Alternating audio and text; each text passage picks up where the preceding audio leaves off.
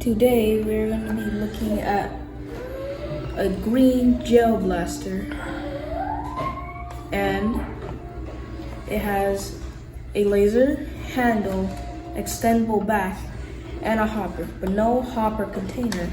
It looks fun to use, and the battery would go right here. So let's see what kind of fun we would have with this gun. It also comes with 2 packs of the gel balls, the battery, the charger, and safety glasses.